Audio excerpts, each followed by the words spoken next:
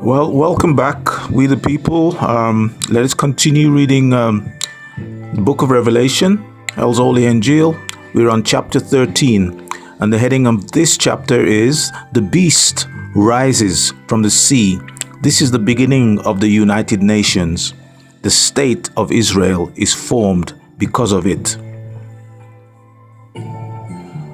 And here, Dr. Malachi Z. York had a picture of the beast, which is the animal with the 7 leaders, 7 horns, and in the middle of it, it had the current president of the United States.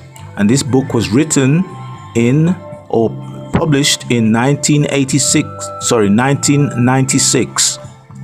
So we know that this being calling himself Dr. Malachi Z. York is no ordinary being, because he's been given the power to look into the future and predict like many others do. And therefore, we know that he's no ordinary being. And that's why he has been incarcerated, because they fear him and what he teaches. And for those who don't know, Dr. York was given the powers by the forces of nature to unveil the past, emphasize the present, and blueprint the future. Continue reading chapter 13 verse 1, King James mistranslation. And I stood upon the sand of the sea and saw a beast rise out of the sea, having 7 heads and 10 horns, and upon his horns 10 crowns, and upon his heads the name of blasphemy. Close quotation. Right translation by Dr. York. And I, John, son of Zebedee and Salome, stood upon the beach, and I recognized a beast-like creature representing the United States of America, having 7 heads for England, Russia, France, Germany, Spain, Italy, and the United States, and 10 horns for their 10 leaders, signifying the ruling and leadership of each country, being the symbol of Leviathan, which is mentioned in the Bible 5 times, in Job chapter 41 verse 1, Psalm chapter 74 verse 14, Psalm again chapter 104 verse 14, Isaiah chapter 27 verse 1, and Psalm again chapter 74 verse 14. That's a repeat. Leviathan is called, in brackets, piercing, close brackets, and crooked, in brackets again, close brackets, because he gets into the hearts and the subconscious of people and deceives them. Leviathan literally means, in brackets, it's quotation, spiritually bound, close quotation. By definition, Leviathan is, in quotation, a monster, jointed monster, symbolized by any of the reptile family, close quotation. Leviathan is referred to as the serpent, the dragon, and the beast.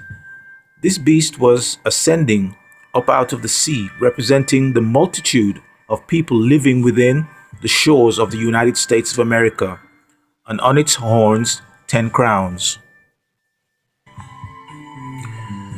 Daniel chapter 2 verse 23 through to 33 describes how this beast will be made of various components: the head made of gold, the arms and breast made of silver, and the belly and thighs made of brass, and lastly the feet made of a mixture of iron and clay.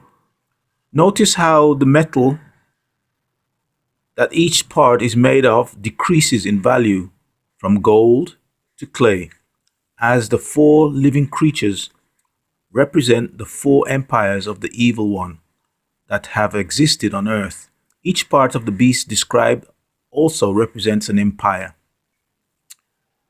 A head of gold. Daniel chapter 2, verse 32. Babylon. Gold is symbolic of a ruling monarchy and royalty, for Babylon was a great empire ruled by dynasties, headed most prominently by Nimrod, son of Cush and Semiramis.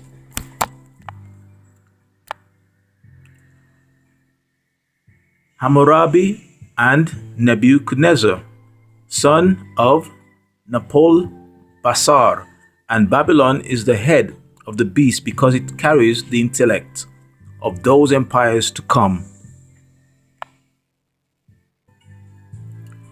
Breast and arms of silver. This is in Daniel chapter 2, verse 32, and it's Greece. Belly and thighs of brass, and this is in Daniel chapter 2, verse 32, and that is Rome. Feet of iron and clay. Daniel chapter 2, verse 32, and that is Europe / America. Iron represents Europe because it was a strong empire, socially, economically, and politically. By these means, it spread, in other words, walked in brackets, close brackets, its culture throughout the earth. Clay represents America and how its society is weak and degenerative. Though as mighty as the beast may seem, it will be humbled by a mere stone, as David, son of Jesse and Hilma, slew the 7-foot-tall giant, Anakite Goliath, son of Goliath and Firkin, who possessed 6 toes on each foot and a double row of sharp teeth, with a mere slingshot.